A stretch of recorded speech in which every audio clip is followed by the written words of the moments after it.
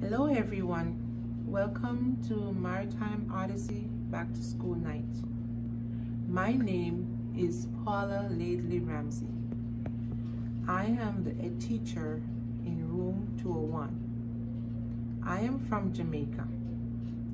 I have a degree in guidance and counseling and a diploma in teaching. I have been in this field for 24 years. I migrated to the United States of America 6 years ago, and I have been working with preschoolers since. Hello everyone, my name is Adriana Basso. I am from Venezuela. I graduated as a journalist and now I'm studying to get my Child Development Associate credential, CDA. I have been working in the United States as a babysitter since I came here 5 years ago. I have been at Odyssey first as a parent scholar and now as an assistant teacher. When your child comes to room 201, parents expect the best. They will meet two of the most amazing, dedicated, and nurturing teachers. We recognize that our children have different developmental levels, which includes cognitive, social emotional, mathematics, creative arts, social studies, and science. These are aligned with the Connecticut Early Learning Standards, CTLs. We also do a lot of progress monitoring. We provide differentiated instructions. We do a lot of modeling, demonstrating, and provide enrichment activities to help develop these skills. On a daily basis, your children are engaged in different teaching learning activities that will help to develop their literacy and numeracy skills, along with all the other developmental skills across the domains. Your children will be exposed to different teaching learning centers. They will be able to use different instructional materials, technological tools, and other resources to enhance learning. Here is our classroom rules. The children and the teacher make these rules. That way, we give our children a say in decision making. The first one is to encourage our friends at all times to use gentle hands. Secondly, we need to know when it's time to be quiet. So when we're on the carpet, when it's time to be quiet, we need to know that. When it's time to speak, we know when to speak. Thirdly, walking feet. We always remind our friends it is not safe to use running feet in the classroom. So our third classroom rule is to use walking feet at all times when you're in the classroom. Fourthly, listening ears. We need to listen, and that's how we learn. So we explain the 3 L's: look, listen, and learn. Listening ears, especially when we're at circle time and even at different activities. And lastly, looking eyes. So we need to know when it's time to pay attention. On the carpet, when we're teaching, we need our friends to be focused. Our class schedule is very flexible. In the mornings when the friends come in, first they put away their stuff in their cubbies. Then if they want to have, they wash their hands and then they have snack. After that, we'll do our names. And these friends, they're doing a very great job writing their names. By the end of say 3-4 months, they should be able to write their names.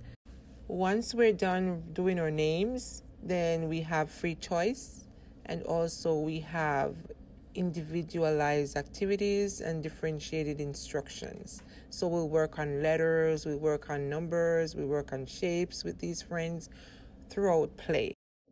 We'll indicate to the friends 5 minutes left to finish playing, and then we'll give them a 2-minute reminder. After that, we'll clean up and have the friends use the bathroom. Then we'll sit on the carpet where we'll have circle time. Now we're at circle time. This is where our learning excitement begins. We sing good morning song, we sing the days of the week, we talk about the weather. Friends share different things that they did over the weekend or the night before. We recap what we did the day before, like the letters of the week, the shape, the color. And this is where we do most of our learning. Our learning takes place on this carpet. Friends are very interactive with different lessons. We try to make it fun. We talk about the family. We talk about different experiences that we have within our family. So anything that we plan to teach our kids, this is where we implement all of these activities. So we learn from each other. Friends get to come up and share their ideas. We make predictions. Friends help to solve problems. Now we're at small group time. This is where our friends do our read alouds because some friends they learn better in a small group. Some friends they interact better when we have a small number of children. And this is where we'll dive into different comprehension and oral language and vocabulary.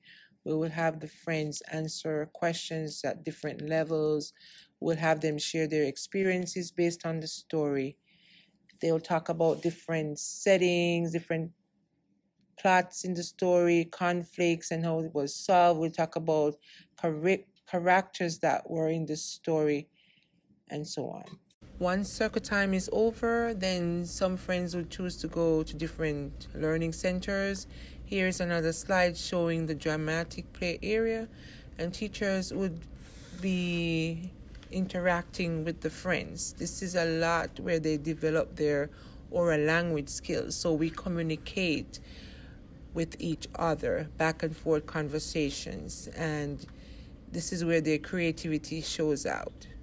They love going to the reading center and they read, and they just really love to talk about what they are seeing in those pictures. And some friends will pretend as if they are actually reading. This makes me so happy because I will go over there and I'll say, "Can you read the story for me?" And that would be so much fun. I like this because children need to be exposed to different reading materials. This will help them throughout their life with comprehension and reading vocabulary. This is where they learn new words, and a lot of interaction takes place in the reading center as well. Here we have some friends. They're doing free play, and this is where their creativity comes out. They will build different structures. We'll talk about what they're making, and also demonstrating teamwork. So we do a lot of that in our classroom. Here we have another slide showing the writing center. This is where their fine motor skills are developed. They will go over there, they will draw, they would color, they would write their names. So this is very good for their fine motor development. And also they show their creativity at times. They will draw different pictures and will also talk about it, helping their oral language skills. The kids just love to go outside and have science where they interact with nature and things in the environment. They learn about different scientific tools, and they do their investigations and their research and observations. And they also document things that they have seen or things that they have collected. They'll do a lot of experiments. This is a fun activity for these friends. They really enjoy outdoor activities like this. The friends are so excited when Mr. Jones is at drumming. They would play different instruments. They would dance to music. They learn about these different instruments as well, where they came from, and different dances, merengue and Zumba dance. They interact with their teacher. They learn to be very observant. So once Mr. Jones stop playing, they have to stop playing. So that is really good interaction with their teacher. Here is a slide showing some of our friends at the playground. This is where they get to develop their gross motor skills like jumping, climbing, stretching, balancing. This is another fun activity that we do on a daily basis. We also recognize that for us to achieve children's goals and their instructional needs, we need to have a partnership with the parents. So we're asking for this school year that all our parents come on board so that our children can reach their full potential. We are committed to fulfilling these needs that we have documented and are working on a daily basis to improve.